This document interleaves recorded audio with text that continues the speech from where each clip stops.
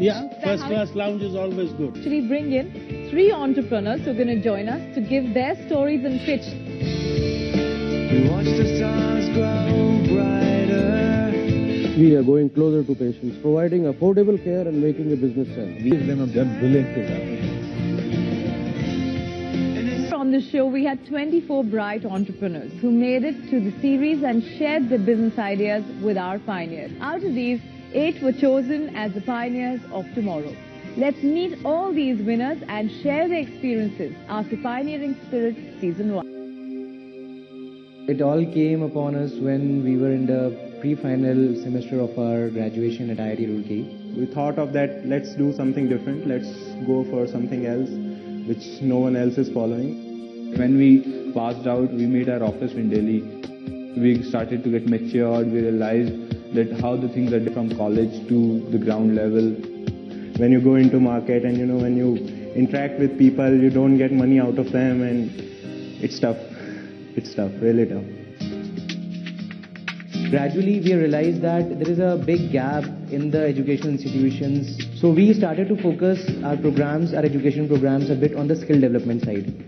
So we start with the development of the aptitude and the interest of students towards some specific areas, and then we gradually put them to work on some live projects under the mentorship of professors from IITs, people from industry, CEOs of company in that mentor panel, who actually mentor these students, finally making them very fine-tuned as per the requirements of specific industries. So if I talk about the percentage of placement that happens, we try to approach a figure of around 80 to 90%. When we were on the Pioneering Spirit show and we met people like Mr. Raman Roy and Mr. Saurabh Srivastav, they have actually become very fast to our company as well. Every time we want to meet him, he's always there to help us out. He's always there to pour in his inputs into our strategies. They had asked a very special question, I would say now. When you reach that milestone where you will lift a glass and say, cheers, I accomplished what I set out. In 2 sentences, describe that. We have kept 3 bottles of champagne with us for each one of us to open during that moment of success.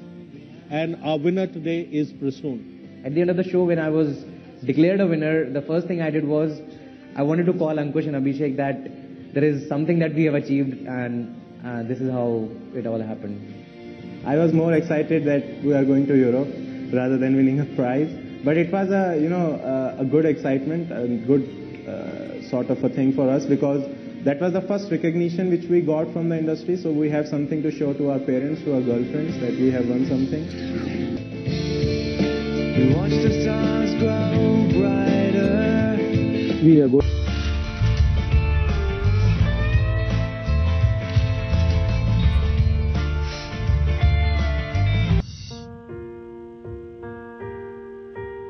He came out with 3 or 4 tips that I should have adopted in this business model. The first thing which everybody in the training and education area these days feel is about technology. So how good is your technology backend? So IT backend or the technology that we are making in use and that we have built in-house is something that has become very important for us and also very important property for our company. Secondly, he suggested that don't look out only for the mass recruiters. So maybe you can have one of the companies as TCS, Infosys and Wipro, but your core working model should only be to create a spectrum of companies or create a spectrum of profiles to your students. And another thing which he suggested was don't become a placement company at the end of the day. Only there is a very small line of difference between becoming a placement company and a training company. So till you are into your own business model, it's great that you are doing, and I'm really thrilled about your model. But the day that you think that you can get into a placement territory, it will be very difficult for you to exist.